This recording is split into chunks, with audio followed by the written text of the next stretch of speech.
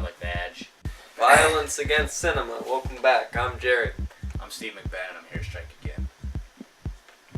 Today we're going to be talking about Cannibal Holocaust, which declares itself the most controversial movie ever made. Ever. Here we've got the deluxe edition. According to Eli Roth, director of Hostel, it is the most disturbing, shocking film he's ever seen. Well, do you want to go in the history behind this movie first? Well, the history of us having this copy is that Ben sent me a text. He said we should watch Cannibal Holocaust, and I said why? He said because it'll be funny, and I said no, it won't. And he said, okay, then we should do it for film history, to just because it's a piece of film history. It's the most controversial movie ever made. So I said, okay, that sounds good. The main reason I wanted to watch this is because because there are certain movies that you hear so much about and they kind of become legend.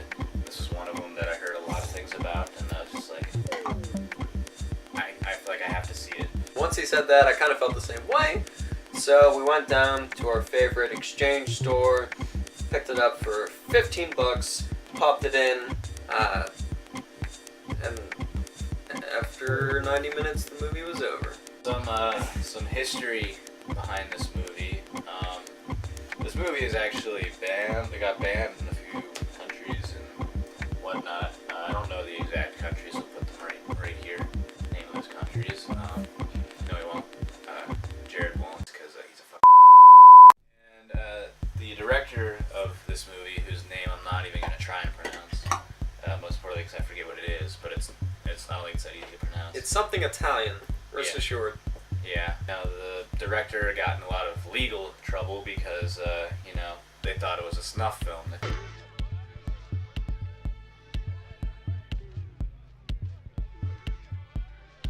Some of these actors had actually died.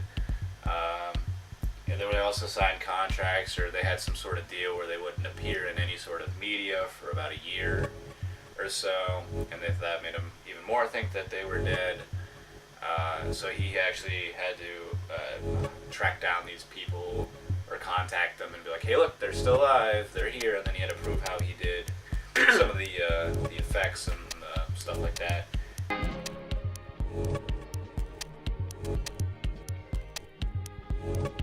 And it's also controversial because there is quite a bit of actual animal murder in it.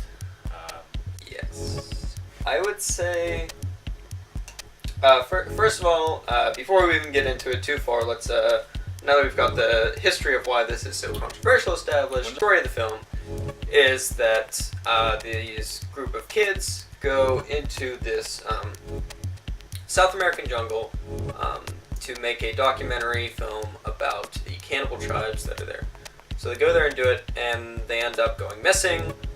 So then this other guy goes out to try to retrieve them, or the footage, or whatever's left of them. I guess, spoilers. We're gonna spoil the whole movie. Yeah, the documentary crew is dead. They've been cannibalized, but the canisters of film that they recorded are still there, so the guy takes them, main character man takes the film, takes it back to New York, and then he watches the film while fighting with people who want to put it on TV. I want to address, a lot of people say that this is the first found footage movie, and I think that's really... misleading. Yeah, that's very misleading, and because only about maybe a third of this is in found footage style. Most of it is just shot like a regular film, the guy going through the woods, dealing with the cannibal tribes, trying to figure out where the crew is, where the film is, and then towards the end you see clips of the film that the documentary crew shot in between the guy arguing with the TV station and stuff. So, I mean, if this is a found footage film, then I guess so is Sinister, because of like the Super 8 films that they show in that are shot in found footage style. So maybe this introduced like the idea of found footage into horror films, but I would by no means classify this as a found footage film. I think that's really a miscategorization. Probably gave some sort of idea. Maybe. Yeah, definitely. I mean, like, the idea is they're going out, filming this, and then the film gets rediscovered and shown, but that's not what this movie is. It's a part of the story. So, but that's just a small little thing that bothered me after I saw it, because I remember I was watching, I'm like, when's it gonna be found footage? And it wasn't until like the very end. I thought this was found footage, and apparently not all of it was, or hardly any of it was. Just to get out the positives first, of course, the special effects, the way that people die, all looks fantastic, very real, holds up 100%. I think there's one shot of like the head of a dummy that looks really fake, and I was like, oh, haha. But other than that, everything looked great. Very gory, very gruesome, very realistic. So that was great.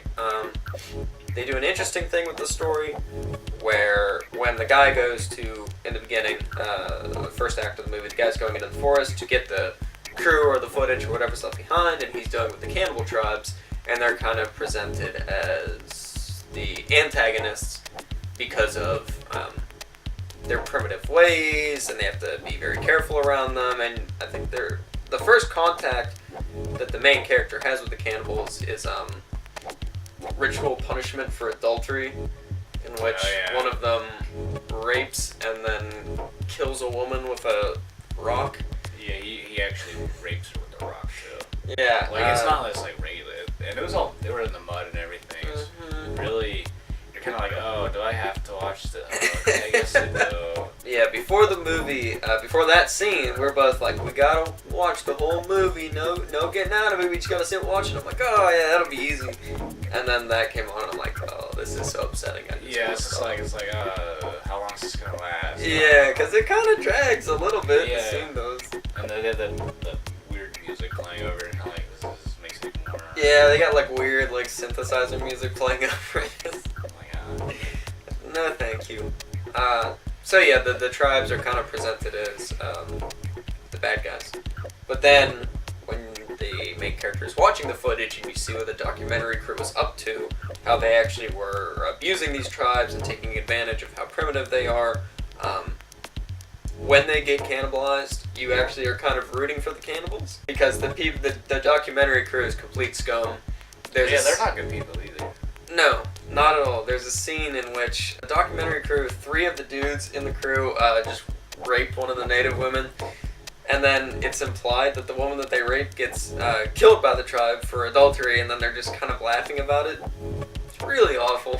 So when they get cannibalized, it's disgusting and gory and gross, but I really couldn't help rooting for the cannibals, which is bad to say, but I guess the movie accomplishes something in making you do that. That's unique. So that is a positive I would give for it. It's got a it's not really a twist, but it makes you feel a certain way. So that's certainly an accomplishment, I would say. Other than that, it's kind of boring. Yeah, that's what I was gonna say. Like between all the gruesome acts that are done through the movie, there's a lot of. I mean, there's some gruesome scenes, some downtime, gruesome scenes, downtime. All the downtime is really boring. There's like nothing happening, and you're just kind of like, when's the next gruesome thing? Like, you don't want to see the gruesome thing, but you're like, where's the next gruesome thing can happen? Because it's at least it gives you some sort of emotion. Yeah, something more interesting than just either walking through the woods or the main character guy sitting down at a table going, don't show that footage. And they go, well, we want to show the footage. And he's like, don't. And they're like, we want to, and just back and forth. Nothing is notable about this movie except for the violence, and then I guess kind of the twist that they kind of put your brain through into rooting for the cannibals at the end. There's a very dumb sort of underlying theme about like, civilized people are really the bad guys, not the cannibals, because you see how bad the documentary crew are, and they are not good at all. And then at the very end, the main guy, after he's watched all the footage of the documentary crew, he goes out on the street, pulls out a good cig, he looks around and says, I wonder who the real cannibals are. And I was just rolling my eyes. Real quick, this movie opens with a quote. Who's the quote by? Oh. I actually forgot what is it's a Thomas Jefferson quote. Oh, it's a Thomas Jefferson. See, the people who were redistributing this film, who re-released it in 2005, they put a little message in front of the movie saying basically the people who made this movie are terrible. This movie is terrible. You shouldn't watch it, but we respect the right to freedom of speech, and that's why we're presenting this movie for you again. Not because it's good, or that we like it, or that anything in it is of any value, but because we believe in free speech. Here's a quote by Thomas Jefferson before Cannibal Holocaust. Yeah. It was just ridiculous. Like, if you're gonna put this out on DVD, just own it. Like, they were just covering their backs so hard. Like, Yeah. we don't want to catch any backlash for Cannibal Holocaust. It was just ridiculous. There were some actual animals that were killed in this film, like like in real life. That's what's really upsetting about this movie. Knowing that there's a lot of legitimate animal abuse going on. Because, I mean, the violence and the gory cannibalism is disturbing and gross, At but least you it know wasn't that real. it's... Yeah, not real as all. As actors are fine. Yeah. Just the facts that these animals were actually killed. Yeah, which makes this movie genuinely upsetting, and not in a way that would make me recommend it. It just kind of... Because the animal scenes, especially the turtle dying, goes on for a while. Like, why would you kill that?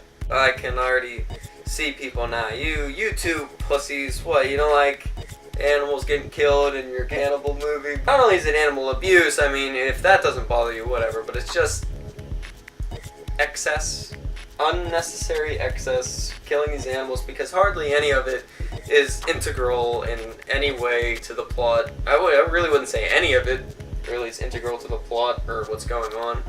What laughingly can be called the plot of this movie. Yeah. Yeah, it's just genuinely upsetting. And, I mean, without it, maybe this could, like, garner a recommendation for the gore and the cannibalism scenes and the good effects, blah, blah, blah, blah. But, if you like animals, stay away. It's very bad. I will say this has really nothing to do with the name, but I saw that the director had said that he should never have introduced that in the film. Like, he regrets doing that. With Yeah. the animal dying and stuff like that. The monkey's head gets cut off the cap of its head. Yeah, which, I mean... That was pretty quick. If it was a special effect, the idea of, like, taking off a monkey's head, like, if it was a special effect, that would have been cool. But knowing that it's real monkey, like, I can't appreciate that in any way.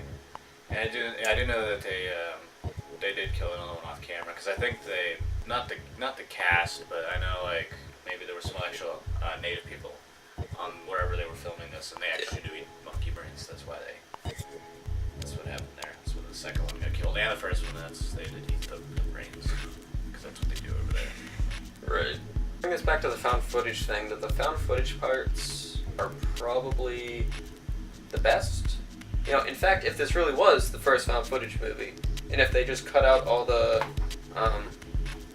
story stuff that's shot regular style, and just, if you can find a super cut of this film, in which it is just the found footage stuff of the documentary crew, and also doesn't have the animal abuse, I would recommend that, because it wouldn't be boring, and it wouldn't be offensive, it would just be gory, and it's probably the strongest part of the story, with the documentary crew and them being dicks to the tribe and then getting killed.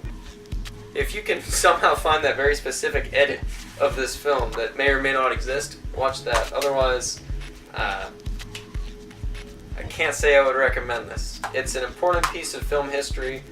If you're big into film history, then maybe you should give it a watch, but not very good. It's certainly violence against cinema. How did you feel about that the scene where the guy gets his penis chopped off? You remember that? That was a good effect. It looked real, It honestly. kind of hurt my genitals. Yeah. It hurt me watching it. I don't know how they did it. I don't know either, but like blood squirted out and everything. Yeah, credit where credit is due. All of the gore stuff looked very real, looked very good. It's just a shame that it was in service of this movie, and not another one. So would you recommend this movie? No. It's not so bad that it's good. If, like I said, if you are big into film history and want to see the most controversial movie ever made, maybe give it a watch. I probably wouldn't buy it, and I wouldn't. Yeah, no, if you see it on like HBO or something. Or not HBO, Fox. You see it on Fox. Yeah, if you see it on Fox. There's a sci-fi channel, something like that. Yeah. Yeah. Because there's not much entertainment value. Maybe watch a supercut of all the special effects and say, ooh, that looks gross. Other than that, not much to offer. Well, we're gonna go watch True Jackson VP. Catch you on the flip side.